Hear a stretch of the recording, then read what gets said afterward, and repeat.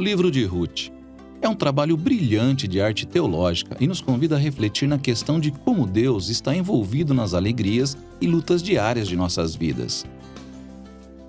Existem 3 personagens principais no livro: Noemi, a viúva, Ruth, a moabita, e Boaz, o fazendeiro israelita. E as suas histórias são contadas em 4 capítulos que são belamente esquematizados. Vamos nos aprofundar e ver como tudo isso se resolve. O capítulo 1 abre com esse verso, no tempo em que os juízes julgavam. E isso nos lembra dos tempos difíceis e sombrios do livro de Juízes. E aqui nós encontramos uma família de israelitas em Belém, lutando para sobreviver à fome. Em busca de comida, eles se mudam para a terra de Moabe, o antigo inimigo de Israel. E lá, o patriarca da família morre, e os filhos se casam com 2 mulheres moabitas, Ruth e Orfa. E os filhos acabam morrendo também, e só sobram Noemi e suas 2 noras. Noemi não tem mais motivos para ficar, então ela diz para suas noras que ela está voltando para sua terra. E Noemi sabe que a vida para uma mulher estrangeira e viúva será muito difícil em Israel. Noemi diz para as mulheres voltarem para o seu povo. Orfa concorda, mas Ruth não. Ela demonstra uma lealdade notável para com Noemi e diz: aonde você for, eu irei. Seu povo será o meu povo, e o seu Deus será o meu Deus. Então, as 2 retornam juntas para Israel. E o capítulo conclui com Noemi mudando seu nome para Mara, que significa amarga em hebraico, e ela lamenta seu destino trágico. O capítulo 2 começa com Noemi e Ruth discutindo sobre onde elas irão conseguir comida. E isso coincide com o início da colheita da cevada. E Ruth vai procurar comida, e acontece de que ela vai colher grãos nos campos de um homem chamado Boaz, que acaba por ser um parente de Noemi. É dito que Boaz é um homem de caráter nobre, e ele percebe Ruth. Após descobrir mais sobre sua história, ele mostra uma generosidade notável para ela. Ele faz as provisões especiais para que a imigrante Ruth possa continuar colhendo grãos em seus campos. E ao fazer isso, Boaz está obedecendo a um mandamento explícito da Torá: mostrar generosidade ao imigrante e ao pobre.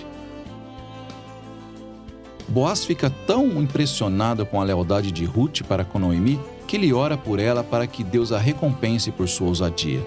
Então, Ruth volta para casa naquele dia e Noemi descobre que ela conheceu Boaz e fica empolgadíssima. Ela diz que Boaz é o remidor da família delas. Agora, esse negócio de remidor da família era uma prática cultural em Israel, onde caso um homem da família morresse e deixasse para trás mulher, filhos ou terra, era responsabilidade do remidor da família se casar com a viúva, herdar a terra e proteger a família. Logo, Noemi começa a ter esperança de que talvez ainda possa haver um futuro para sua família. O capítulo 3 começa com Noemi e Ruth fazendo um plano para fazer com que Boaz perceba a situação delas e que Ruth irá parar de se vestir como uma viúva de luto e irá dar sinais de que está disponível para o casamento. Ruth vai ao encontro de Boaz na fazenda dele naquela noite, e quando ela se aproxima, Boaz acorda totalmente assustado, e Ruth deixa suas intenções bem claras. Ela pergunta se Boaz irá redimir a família de Noemi e casar com ela. Boaz mais uma vez fica maravilhado com a lealdade de Ruth para com Noemi e a sua família. E ele chama Ruth de mulher de caráter nobre. É o mesmo termo usado para descrever a mulher em Provérbios 31. Então, Boaz pede para Ruth esperar até o dia seguinte. E o capítulo termina com Ruth voltando para Noemi, e elas celebram, maravilhadas, os eventos recentes.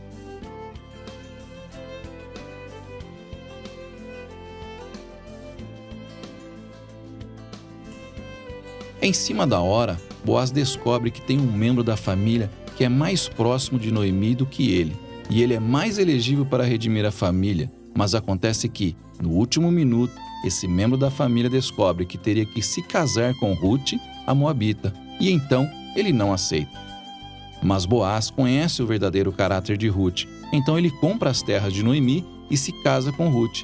E assim como no começo, quando Ruth foi leal a Noemi, agora Boaz também foi leal à família de Noemi.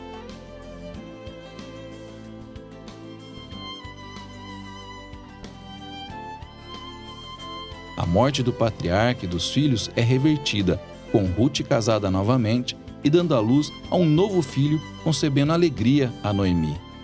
E essa simetria entre a abertura e o final é ainda mais notável. Então lembrem-se, a tragédia inicial foi seguida de um grande ato de lealdade da parte de Ruth. E isso corresponde agora ao ato de lealdade de Boaz, que leva à restauração final da família. E essa simetria destaca o esquema dos capítulos internos. Então, cada capítulo começa com Noemi e Ruth fazendo um plano para o futuro delas, e isso é seguido de um encontro providencial entre Ruth e Boaz. E cada capítulo conclui com Noemi se regozijando com os acontecimentos. Essa história é belamente esquematizada, e esse esquema se conecta com um atributo bem interessante da história, que é quão pouco Deus é citado. Mas o narrador não menciona Deus fazendo algo diretamente na história. E isso é brilhante porque a providência de Deus está por trás de cada cena dessa história, juntando as circunstâncias e escolhas desses personagens. Então, a tragédia de Noemi a faz pensar que Deus a está punindo, mas na verdade, a história inteira é sobre a missão de Deus de restaurar Noemi e sua família. E ele faz isso através de Ruth, da coragem e lealdade dela, que trazem cura à vida de Noemi, mas não sem Boaz, que é um fazendeiro centrado, cheio de generosidade e lealdade. Então Deus usa a integridade dele junto à coragem de Ruth para salvar Noemi e sua família então. Essa história explora brilhantemente a ação recíproca do propósito e da vontade de Deus com a decisão e vontade humana. Deus junta a obediência fiel de seu povo para trazer seu propósito redentor para o mundo. E isso nos leva ao verdadeiro final da história. O livro de Ruth conclui com uma genealogia mostrando como o filho de Boaz e Ruth, Obed, foi o avô de Davi, de onde veio a linhagem do Messias. Então, de repente, esses eventos aparentemente simples e mundanos nessa história são entrelaçados com a grande história de redenção de Deus para o mundo. E então o livro de Ruth nos convida a considerar que Deus está trabalhando os detalhes aparentemente mundanos e ordinários das nossas vidas também. E é sobre isso que é o livro de Ruth.